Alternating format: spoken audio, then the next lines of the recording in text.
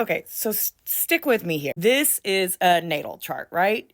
You know me, I'm always screaming, you have to look at the wheel. This is your chart. Those other things are tables. This is the chart. But why we have gotten into the habit of not looking at the chart, right, is because this is overwhelming as shit, right? This is a lot. There are a lot of pieces at play. There's how many different things to read on here? I do not know. But this is why a lot of people look to astrology and go, oh my gosh, it's overwhelming. I don't know anything. I can't do anything. But that's wrong. Even though this looks very overwhelming to you all, if you guys kind of calm down with your brain, you would be able to see that you can recognize some symbols. Everybody knows that's the moon. That's not special to astrology. That's the moon. You probably know zodiac signs. Everyone tends to know that. You might know Mars.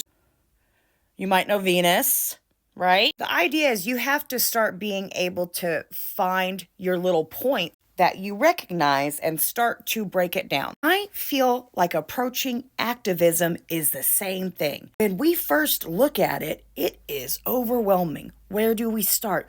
Oh, I can't go to that protest. Oh, I'm not good. We kind of let one thing stand in our way. I have to admit, I'm not always a protester, okay? I used to be the one that was fine with going to jail, but now I have code. But honestly, what I started doing was using my map to figure out my role in activism. So I'm connecting with the dots that I have. Because this chart, how I do astrology is, this is a map for you to use, a guide to help you. It doesn't say you are this, you are that. This is more like an energy forecast. And these houses are to be used as a map. There is a house that governs social justice, activism. There is a zodiac sign. Planets, maybe. Asteroids, definitely. So just like we're learning astrology at my Patreon, we're also going to start learning about activism. We're going to go through our chart to learn what archetypes we have in these certain situations to best figure out how we can help. Because the thing is we have to have the whole wheel. It is not just protesters. It needs to be protesters. It needs to be people calling.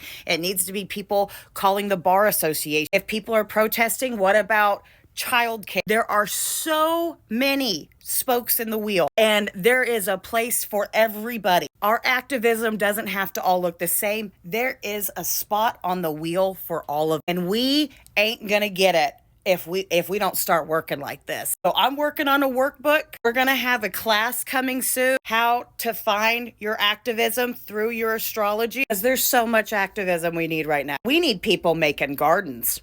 We need people making sure that we're stocking on like ibuprofen and Band-Aids. We need people who are constantly watching the house and what they are putting, writing letters, being an advocate at school. And we are going to have to learn that if we want to get out of this, we have to live our life as we are in the revolution. Everything we do is revolution, is towards change, and is towards this coup against this fascism shit. Last time this shit rose, Pluto was in Leo. Pluto is in Aquarius now. It only becomes the age of Aquarius, the revolution, the times of the people, if the people themselves, the collective, stand up. And we can't just do it any old way. It's Aquarius. We have to be smart. We have to be innovative. We have to figure out where it hurts and how it hurts. And if you're having an issue figuring out where to help because it looks so overwhelming, because let's be honest, a lot of you have not organized or worked before, and that's